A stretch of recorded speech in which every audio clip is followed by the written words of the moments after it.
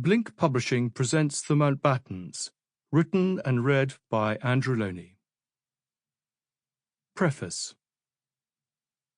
No biography has any value unless it is written with warts and all. Lord Mountbatten. Writing to Richard Hough about how he would like to be acknowledged in Hough's book Louis and Victoria, Dickie Mountbatten suggested, naval officer who became First Sea Lord after being Supreme Allied Commander and Viceroy of India, and thus the best-known figure the Navy has produced since Nelson, as well as being the President of the Society of Genealogists.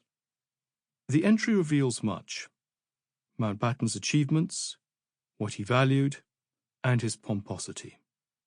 No figure has a longer entry in Who's Who apart from Winston Churchill, partly because every minor organization is mentioned, but also because Dickie Mountbatten had a remarkable life. As one obituary noted, it seemed almost unbelievable that one human being could have touched the history of our century at so many points. Head of Combined Operations, a member of the Chiefs of Staff and then Supreme Commander of Allied Forces in Southeast Asia during the Second World War, the last Viceroy and first Governor-General of India, first Sea Lord and Chief of the Defence Staff, member of the royal family and mentor of Prince Philip and Prince Charles. His life, which covered the first 80 years of the 20th century, also provides an opportunity to look at some of the most important and controversial issues of the period, from the 1942 Dieppe raid to Indian independence. His biography cannot be told without also considering the life of his wife Edwina, the richest heiress in the world when they married, whose reputation for her global humanitarian work endures. Philip Ziegler's magisterial official life of Dickie was published in 1985, and Janet Morgan's deft, authorized life of Edwina came out 6 years later.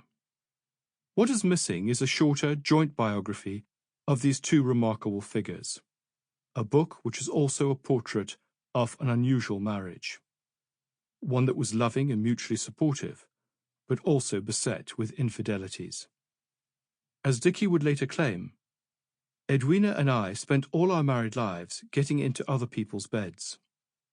With the Mountbattens, the private life did intrude into the public life, not least into the question over the nature of the relationship between Edwina and the Indian Prime Minister Jawaharlal Nehru, and how far it affected the perception of the impartiality of the Mountbattens during independence.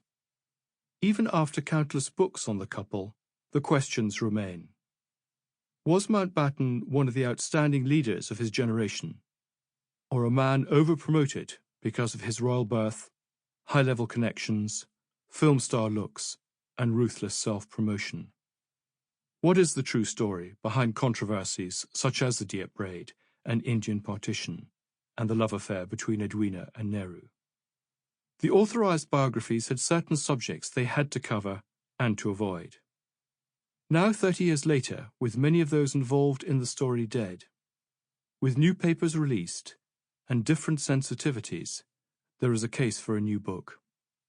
The interesting biography will be the one that is published in 30 or 40 years' time when the dust has settled, wrote Mountbatten's military assistant, Pat McClellan, to Brian Kimmons, a wartime member of Dickie's staff, in 1980. This book is that attempt. Prologue. Tuesday, the 18th of July, 1922. In spite of the rain, by breakfast, 600 people had gathered outside St. Margaret's, the 12th century church in the shadow of Westminster Abbey, and a favourite for society weddings. By lunchtime, the crowd would swell to 8,000. For the Daily Telegraph, this was to be the wedding of the year. The Star thought it the wedding of the century, between the beautiful Edwina Ashley, the richest girl in the world, and Lord Louis Mountbatten, the handsome naval officer and member of the extended royal family. King George V and Queen Mary and most members of the royal family were attending, with the Prince of Wales as best man. At exactly 2:15 p.m., Edwina entered the church to Wagner's Lohengrin. The service was conducted by Dickie's former school tutor, Frederick Lawrence Long. The Lord is my Sample complete. Ready to continue?